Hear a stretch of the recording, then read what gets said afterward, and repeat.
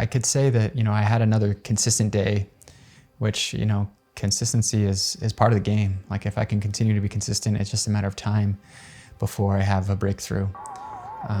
But like, it's hard not to look at, what happened at mile 20 with the calf cramp and think, okay, how could have I mitigated that? How could have I ran through that? And, how could I have pushed a little bit more and instead of kind of getting tactical over that last 3 or 4 miles and maybe been able to, lock up 6th place and maybe close on 5th place, even with my calf cramp. So yeah, a lot of thoughts about like coulda, woulda, shoulda. But I mean, that's what makes any athlete an athlete, is just this constant strive for, I guess, perfection, greatness, right?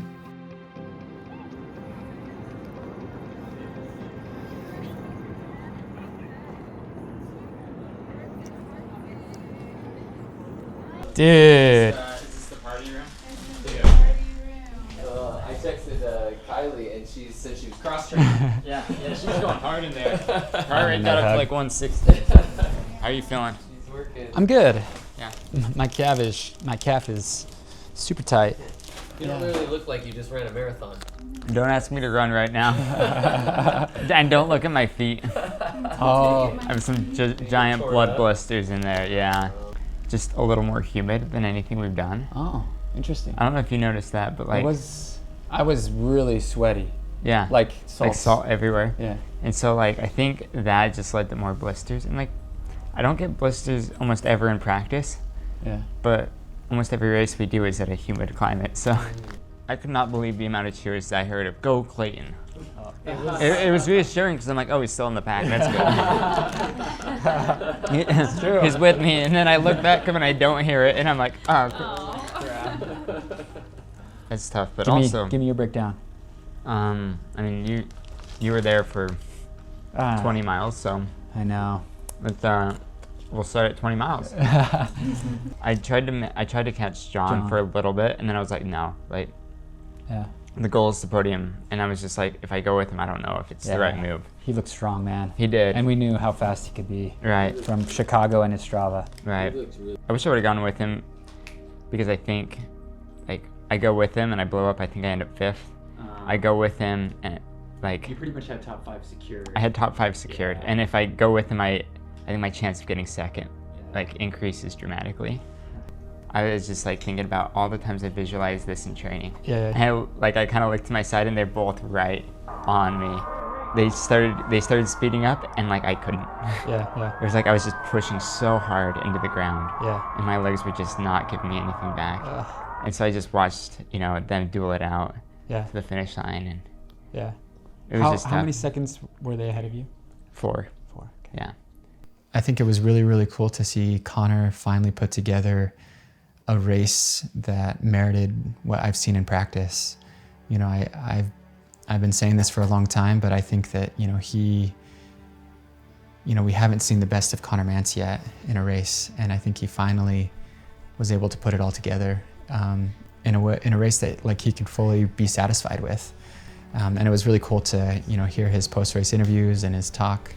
Obviously he would have loved to kick it in with those guys and, take 2nd or have a shot at the win, but I think ultimately it was really cool to see him like satisfied with not only a training build but a race that he was able to put together. Tune in, and I sat behind him for like 20 seconds. I was like, I'll give myself 20 seconds of just like breathing, going into this headwind, and then I swung out wide, and I surged really hard again. Yeah, let's go on left side of this car. Once again, it was like, this is too smooth. Like it was kind of like we were anticipating the move, right? Yeah. Like you got through 3 of the 4 hills. Yeah. And I don't know how you felt going into the hills, but I was like, okay, this is it. Like, yeah. I was kind of feeling anxious and nervous. Yep. But I was like, all right, just get through these hills, and it'll be good. My thought was, like, okay, I need to make it to the top of Heartbreak, and the race will start there. Yeah. How do I match every move to there? And I was so worried about the hills. Like, Yeah. you saw me, I moved to the front. Yep. Just be ready for the move. Yeah. You know, wait to kick like 1,000 to go. And I really regret that because, like, I don't know if it would help my place, but it would have helped my time. Yeah. And You've been a 204 guy, yeah, that would have been nice. Like, and I've been a 206 guy. yeah, exactly. It doesn't matter, but it does, you know? Yeah. That's the thing I think about too, is like, Had you moved sooner, you break 207. yeah, but it's like, oh, it's Boston though. Like, it's not about time. Even look at the years like Rupp ran, like 209. Yeah. Yeah, fairly similar. Yeah. I would have thought you would have ran at the second pack going through in like close to 62:30, Yeah. but there wasn't a second pack going that No. fast. It was just weird how everybody went with our pack. Yeah. And how many people, I was also surprised at how many people dropped out early from our Yeah. pack. It's fun to like end on a note like that, you know. Yeah. After, I don't know, for me, my build was pretty flawless Yeah. once Houston hit. Yeah. But I think, looking back at it, it would have been a mistake for you to hold back. Yeah. Like, let's say you come through in like 63 Yeah. and you run the same time, Yeah. you're kicking yourself. Yeah. Like, No, for I'm sure. flying by it. You'd be like, I'm flying by everybody. Yeah. I do think I could have maybe hung out in the back of the pack a little bit more. Yeah. But then I think about it and I'm like, I avoided, Bottle traffic. yeah, like, bottles this marathon were way easier than New York for some reason. Oh yeah. Well, it's because our pack was smaller. Yeah. Like in New York, I think it was like 20K. I got in like 30 something place. Oh, yeah. Maybe it wasn't that far back, but That's true. It was such a slow race that everybody was in it and everybody Yeah. was feeling good, so everybody was surging. right. And I just felt like people were nicer this go around with bottles. Yeah. But I think ultimately it was really cool to see him like satisfied with not only a training build, but a race that he was able to put together. And, but I can't help but look at that and think, okay, this is the biggest gap that I've had behind him since his debut marathon, you know. I've got to, yeah, like continue to figure out how to close that gap.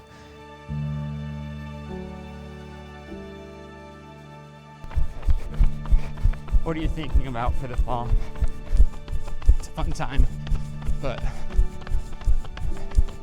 yeah, it was definitely going the wrong way. I don't know if I had like a little bit of bug or just like my social battery was just totally zapped from all of the appearance stuff. I don't know. I gotta figure that out. Yeah. That's one of my things that like I love doing it, and it's a lot of fun.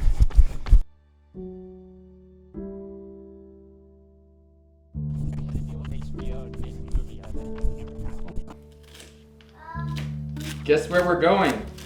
Disneyland? We're first going to, which state do you think we're going to? You've been to this state before. Utah? That's the state we're in, not Utah. It's in Florida. We're going to Florida. I think these next couple weeks are just all about mentally decompressing so that I can mentally focus later. To be honest, like, we live just such a strict scheduled life for just months on end that letting that schedule go and mentally focusing on other things for a while is important. So yeah, I try to like recover and get like the right nutrition in and do my PT and massages and physical therapy, but like I don't mentally think about it because it's time to let it all go. Ashley and the girls and I have never been on a vacation by ourselves. which is kind of crazy to think about, right? And when we do travel, it's usually always race related. So it's kind of nice to just have a trip planned after a race where I'm pretty much forced to take a break because my body's so sore, and to just focus on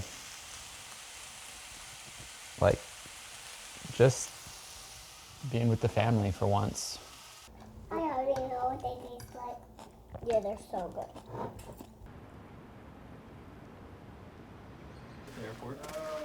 They've been trying to image my Achilles for a long time. Yeah. And I've known the person that was in charge of it. Her name's Camille. And she essentially later told me, she's like, your Achilles is so messed up. And I was like, thanks. Yeah. That, So now what? No. Yeah, now what? Yeah, tell me something I don't know. Yeah. We're gonna change this angle a little bit.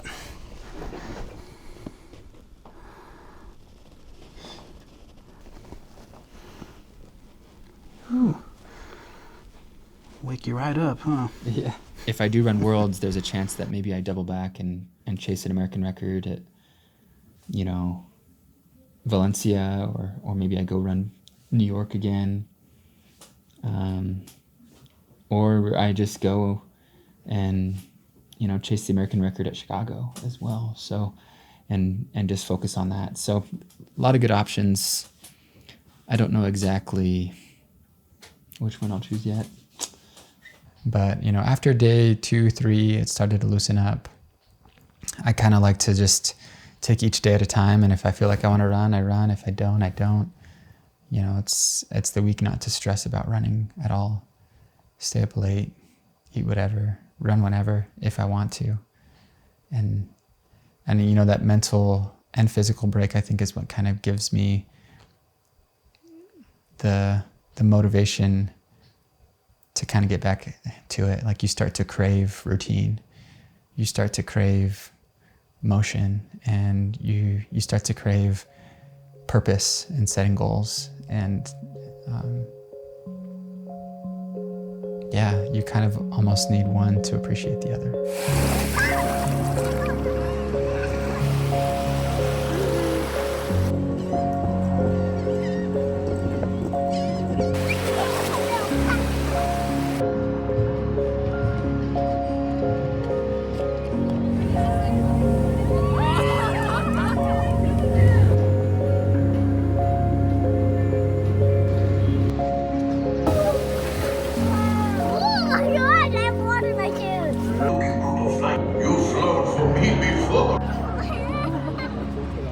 What do you think, Luz? That was fun.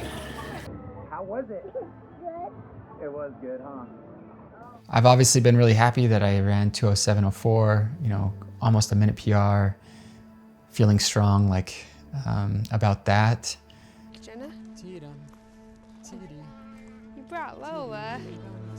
That's cute. What the? Oh, not like a ponytail. Well, we are gonna have to practice doing a bun for your performance. Consistency is part of the game. Like, if I can continue to be consistent, it's just a matter of time before I have a breakthrough. But there's definitely a point at which you have to move on, and that may be as simple as putting another race on the calendar, or starting to train or run for the next race, whatever it may be. Okay, how do you say hello in Tokyo? Or I mean, in Japanese. How do you say hello in Japanese? I don't know. I think it's konnichiwa. Is that how are you? That might be how are you.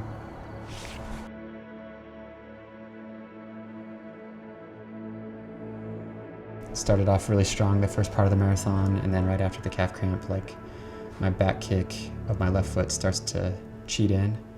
Despite the calf cramp, you still ran fantastically well and were able to manage the mechanical strain such that it would have only really made a 1-place difference in the end, and a likely sub 2:07 performance. You've only gotten better and better, thus with this additional info in your compensation patterns to help optimize a bit more, you should be very excited about what's to come.